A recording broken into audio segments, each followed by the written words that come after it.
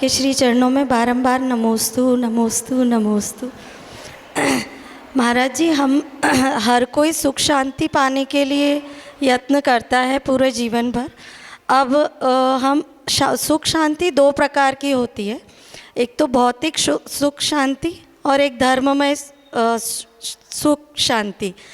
तो मेरा प्रश्न यह है कि भौतिक सुख शांति और धर्ममय सुख शांति को कैसे अलग अलग हम अनुभव करें, और क्या धर्ममय सुख शांति केवल रत्नत्रयधारी मुनिराजों या साधुओं को ही हो सकती है, या हम जैसे गृहस्थ लोगों को भी हो सकती है? बहुत अच्छा प्रश्न है। प्रश्न की अनुमोदना करते हैं।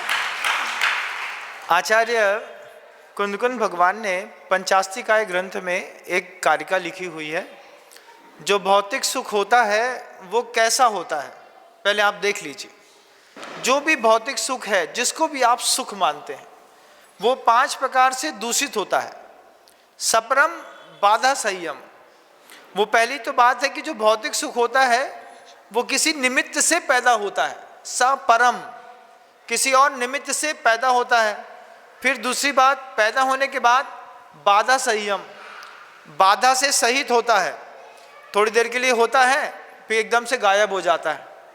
मान लीजिए आपको कोई चीज़ अच्छी लग रही है और थोड़ी देर बाद ही कोई निमित्त आ गया, कोई व्यक्ति बाहर से आ गया और उसके चक्कर में आपने वो चीज़ छोड़ दी, तो बाधा संयम।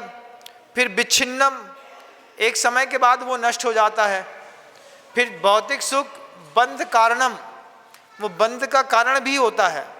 और फिर 5वां नंबर आता है विषमम, एक समय आने पर उसका परिपाक विकृत रूप से सामने आता है। तो ये 5 प्रकार की बाधाएं भौतिक सुख के साथ होती हैं। और जहाँ तक आध्यात्मिक सुख की या धार्मिक सुख की बात है, तो एक उस चांडाल को देखिएगा जिसने सिर्फ कौवे का मांस त्याग कर दिया था। वो कौवे का मांस त्याग करके भी बहुत खुश था कि मैंने जीवन में एक संकल्प बिल्कुल निर्दोष तरीके से पालन किया है। वो इसी में अपने आप को गौरवान्वित महसूस करता था। तो जितना गौरव साधु को अपनी साधना करने पर होता है, इतना ही गौरव एक गृहस्थ भी अपने लिए गए नियमों का निर्दोष पालन करके, जिस गौरव को मैं महसूस करता हूँ आप भी महसूस कर सकते हैं। फिर वो चाहे छने पानी का नियम हो सकता है, वो फिर चाहे आपके आलू प्याज के त्याग का नियम हो सकता है, रात्रि भोजन का नियम हो सकता है, पूजन का नियम हो सकता है।